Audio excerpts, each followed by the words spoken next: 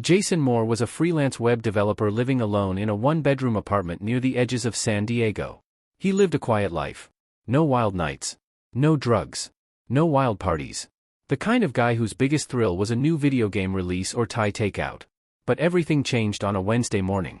He stood in front of the mirror, brushing his teeth groggily, when he noticed it, a tattoo. Right in the center of his chest. An eye. Not just any eye, this thing was perfect. The iris had depth, the sclera was slightly bloodshot, and the lid even had shading as if it could open. The problem? He had no memory of getting it. He hadn't been drunk, hadn't blacked out, and there was no soreness, no irritation like you'd expect from fresh ink. It just appeared. Clean. Healed. There. He tried scrubbing it off with soap. Rubbing alcohol. Even a harsh exfoliating brush. Nothing. It was real. He took a photo and posted it on Reddit, hoping it was some sort of elaborate prank by a tattoo artist roommate, only, he didn't have a roommate. The post blew up. People called it the most realistic tattoo they'd ever seen. Then, the next day, it blinked. He didn't imagine it. He couldn't have. He was eating breakfast and happened to glance down when the eyelid of the tattoo slid shut, then reopened. He dropped his cereal. Jason did what any rational man would, he drove to a walk-in clinic. The nurse looked concerned. The doctor tried to laugh it off.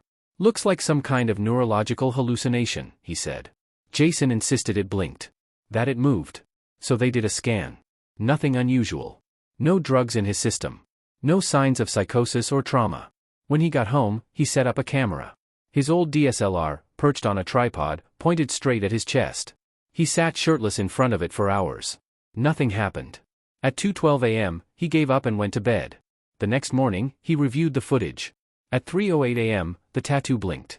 At 3:09 a.m., the eye began to twitch. Then it started looking around. Not randomly. With purpose.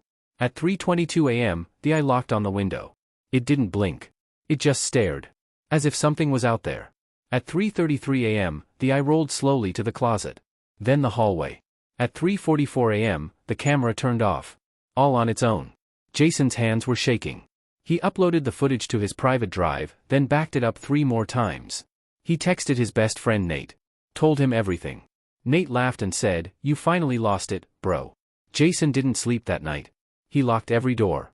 Closed every curtain. He stared at the eye. The eye stared back. The next morning, the tattoo was gone. Not faded. Not scarred. Just gone. Like it had never been there. Jason should have been relieved, but he wasn't. He felt cold. Empty. Like something had been removed from him, or had left him. His friend Nate stopped by around noon. Jason didn't mention the footage. He didn't have to. Nate froze in the hallway. "Why do you have 2 shadows?" Jason blinked. "What?" Nate pointed. Jason turned around. There it was. 2 shadows on the floor. One cast by Jason, and another, slightly taller, standing just behind him. But there was nothing there. No person. No shape.